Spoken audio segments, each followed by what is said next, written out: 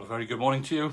As you can see, I'm indoors today. I finally cracked, can't stay outside anymore.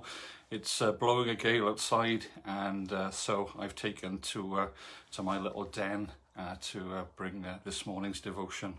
So I'm going to read to you straight away from a really challenging part of the Bible that talks about the actual death of Jesus himself.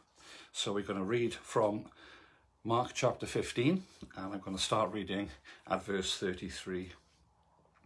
At noon, darkness came over the whole land until 3 p.m. And at 3 p.m, Jesus cried out in a loud voice, Eloi, Eloi, lema sabachthani, which means, my God, why have you forsaken me? When some of those standing near heard this, they said, listen, he's calling Elijah. Some ran, filled a sponge with wine vinegar, put it on a staff, and offered it to Jesus to drink. Now leave him alone.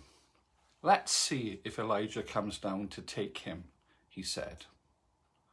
With a loud voice, Jesus breathed his last.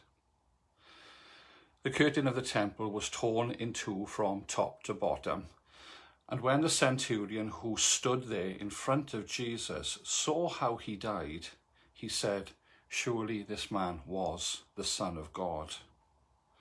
Some women were watching from a distance.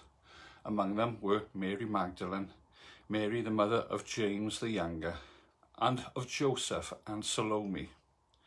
In Galilee, these women had followed him and cared for his needs. Many other women had come up with him to Jerusalem, were also there. Well, that's a really challenging part of the Bible, I think, because we're really on holy ground.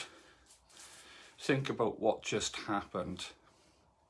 A small group of men in a tiny little country, in a tiny little world that hangs in this huge universe, deliberately decides to kill the one who created it all, the God-man, Jesus.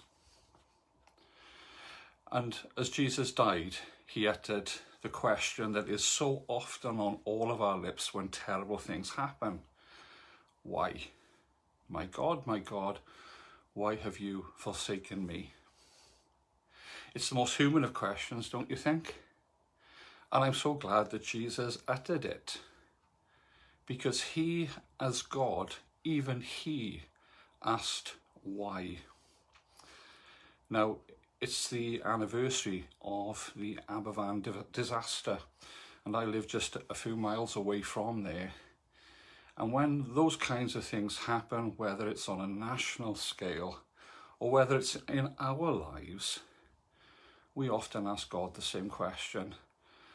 My God, why? Why didn't you intervene? Why didn't you stop? Why did you let evil win? Why? And Jesus asked the same question, knowing full well what the answer was. And so today, maybe it's a bit of a sad story.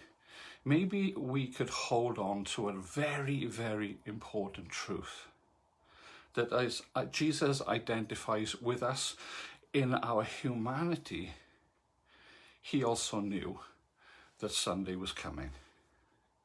He knew that he had the power to break death itself. He knew that he could overcome all of the evil that was attempting to destroy him. He knew that he could do something with such terrible tragedy. And that was that he was able to rise from death itself. So could we dare to hope today? Could we dare to hope that this Jesus, who could break death, who could overcome evil, who could do something with the why, could do the same for you and me? And my hope today, as we think about a Friday, is that we will know something of the joy and amazement of a Resurrection Sunday.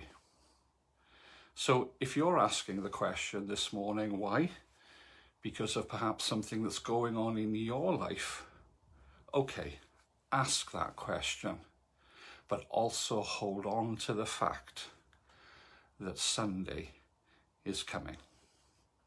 Hope you have a great day, and that you may know something of the joy of Resurrection Sunday as you wait.